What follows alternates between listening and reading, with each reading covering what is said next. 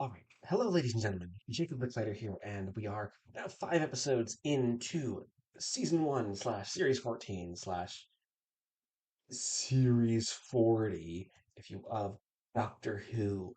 Uh, Officially past the halfway point, and this week's episode was Dot and Bubble, written by Russell T Davies and directed by Dylan Holmes Williams. Uh, This one, okay, this one's a little, I don't want to say weird. It's not weird. This is one where I'm going to be honest, I think I actually need to do a rewatch before I really get some ideas down because this is one of those episodes where in the last 5 minutes there's some recontextualization of the twists. In terms of in terms of setting up a twist and executing that twist and sort of reshape some of the commentary. Um, this is also an episode that, as far as I can tell, currently I did a brief look on social media before sitting down to record. It seems to be polarizing people, and I'm actually somewhere in the middle. I think it's actually a good episode. I'd probably give it, front loading the score, I'd probably give it a 7, maybe an 8 out of 10. I think it was quite good. I think it might have been a step down from the last 2 weeks, at least a little bit. But some of that also might just be to my own personal tastes. This is an episode that's kind of very intentionally filmed from only one perspective inside a literal bubble. Um, a technological bubble of social media where you see the faces of all your friends and you immediately communicate with them because Russell T Davies, for a lot of this, is. There are two strands of satire here. One that's obvious from the beginning being social media, and one that is about sort of an extension of that into the echo chambers creating bigotries, specifically racism. Now, I should say, I'm white, so take my opinions on this with a grain of salt. I try to be educated. I try to understand my own privilege and how that intersects with the world. But I'm also a white guy who's fairly privileged. And Russell T Davies as a writer is a white guy who's fairly privileged. And I don't think Davies is trying to show intricacies of racist bigotry throughout this episode. He specifically, it seems more specifically that he's more interested in the link between bigotry and social media.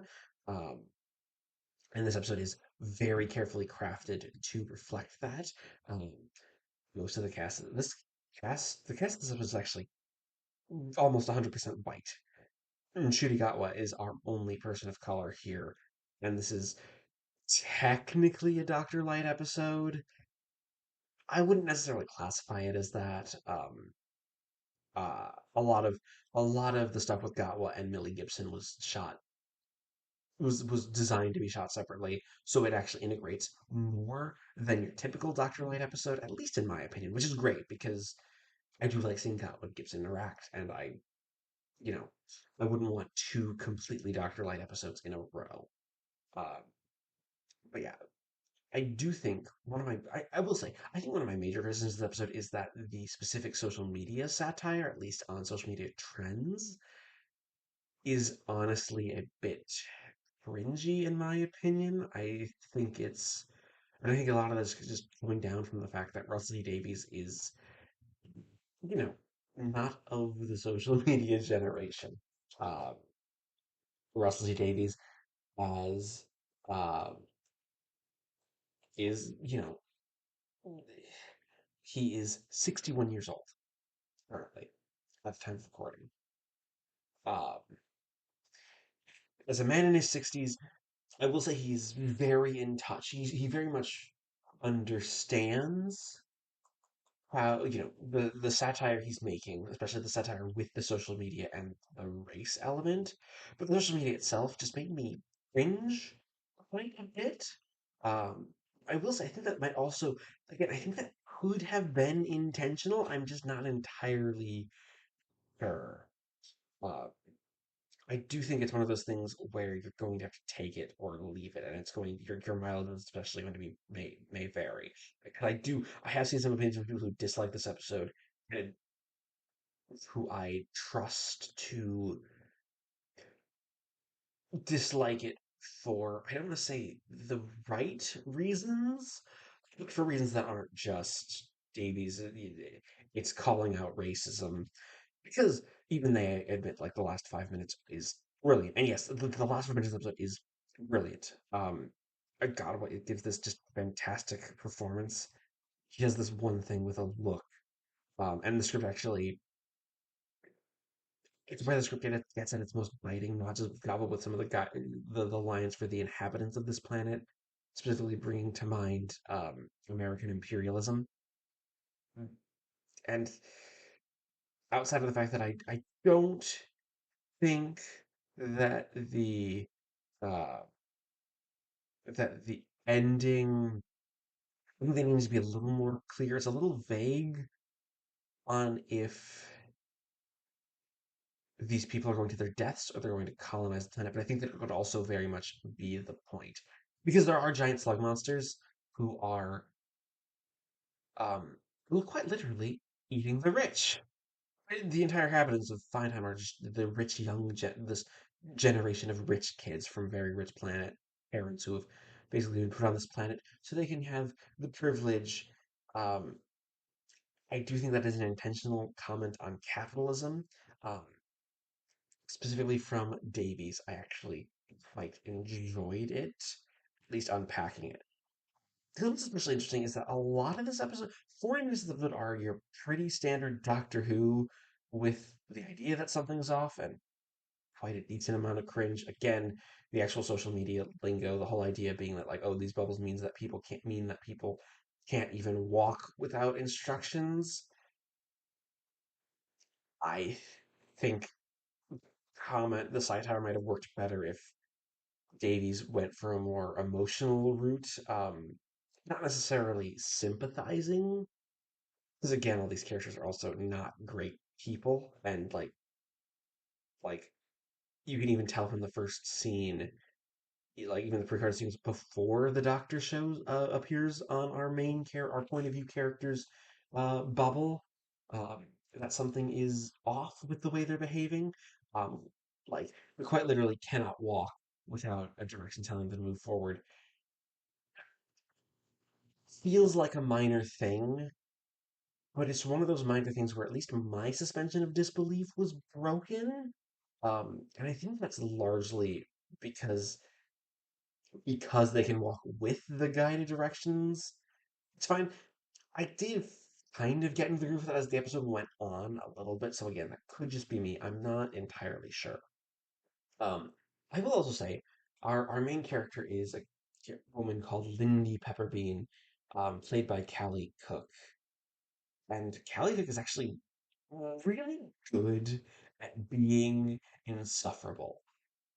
Cook, as an actress, had made some very clear choices in her performance. It could also be down to Williams as a director, Dylan Holmes Williams as a director who directed this episode and the last episode, and both episodes are honestly, they might be my favorite in terms of how they look for the season.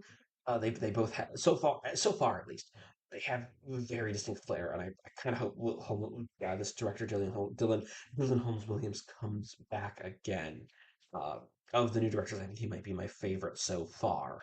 Um, yes, Cook as Lindy Pepperbean is very good, and there's a moment where like there's just this general sense of callousness. There's a moment where she just murders another person by bringing up the fact that he changed his last name so he should be eaten first because these slugs are eating people in alphabetical order. Again, the slugs don't get it explained as to what they are. We know they're man-made. We know they are made and they are putting out a program um, specifically specifically to by the dot themselves, the AI, the individual AIs that run the planet, and have just decided that everybody needs to die because, well, not because they've learned to hate humanity. I think the motivations of the AI is a little. I think it's a little weak, and that kind of takes away from the satire. I think it's especially the social media side of the satire, because again, this is also supposed to be not only a satire between the intersection of social media and how it fosters, uh, bigotry and by extension fascism, but also just by social media in general and the over reliance on it. It's one of those things that I think is just a little not quite as thought out as it needs to be. Cook is great. Uh, Owen Gibson are great. I love the design of the slugs. Um, yeah, fascinating episode. I think it's genuinely quite good.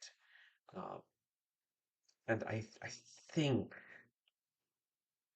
there's a couple things that could have made this great. I do think it's a step down from the last two, but maybe even the last three. I might rank Devil's Court above this one because I had more fun with this. But again, I honestly think this is one where I will need to give it a rewatch. Um, you know, this is YouTube. This is a platform. So let me know what you thought about Dot and Bubble in the comments down below. Uh, Leave a like if you liked the video, dislike if you don't, subscribe if you haven't already. If you want to see more of me, I will leave links down below to my blog and my comics podcast with my good friend Joey Morgan. And I'll see you guys next week with another immediate thoughts reaction to another episode of Doctor Who.